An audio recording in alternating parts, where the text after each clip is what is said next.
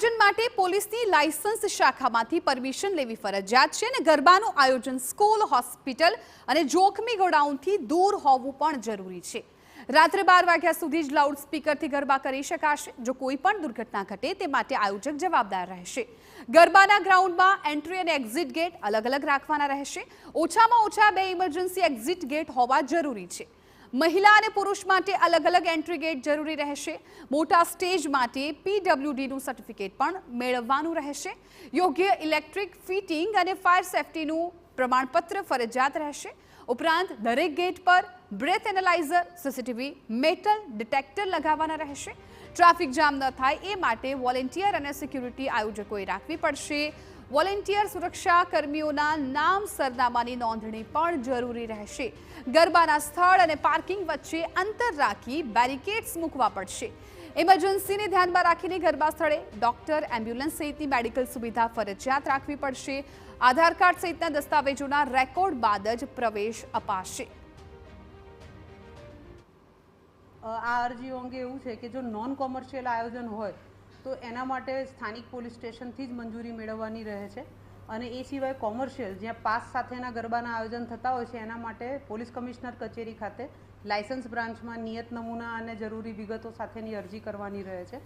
તો આ મંજૂરી આપવાની કાર્યવાહી ચાલુમાં છે। હજી સુધી 80 જેટલી અરજીઓ પ્રાપ્ત થયેલી છે। નવરાત્રિના આયોજન સંદર્ભે અમદાવાદ શહેરના તમામ પોલીસના જે અધિકારી કર્મચારીઓ છે તેમના દ્વારા નિયત રીતે બંદોબસ્ત જાળવવામાં આવતો હોય છે।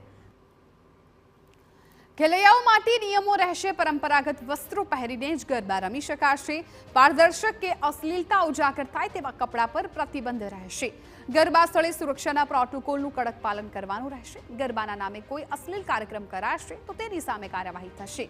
રમનારા ખેલૈયાઓએ અભદ્ર વેશભૂષા ધારણ કરી શકશે નહીં।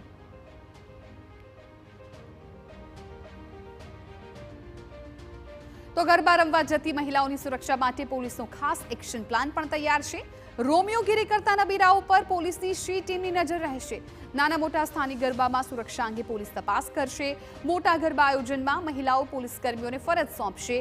અમદાવાદ શહેરમાં પોલીસના 14,000થી વધારે કર્મચારીઓ બંદોબસ્તમાં રહેશે। અલગ અલગ કોમર્શિયલ ગરબાનું જે આયોજન થાય છે ત્યાં શી ટીમના મહિલા પોલીસ કર્મચારીઓ ઉપરાંત સ્થાનિક પોલીસ સ્ટેશનના અને અન્ય પોલીસ અધિકારી કર્મચારીઓ સાથે ટ્રાફિકના જવાનો આ તમામ બંદોબસ્તમાં તૈનાત રહેશે।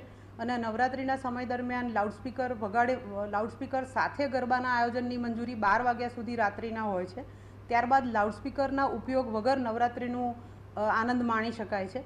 તો નિયત જે કંઈ ગાઈડલાઇન્સ છે, સરકારશ્રીના નિર્દેશો છે, નેશનલ ગ્રીન ટ્રિબ્યુનલનું ધ્વનિ પ્રદૂષણ સંદર્ભે જે કંઈ સૂચના છે, આ તમામનું પાલન થાય તે રીતે અમદાવાદ શહેર પોલીસ દ્વારા નવરાત્રિ દરમિયાન બંદોબસ્ત જાળવવામાં આવશે।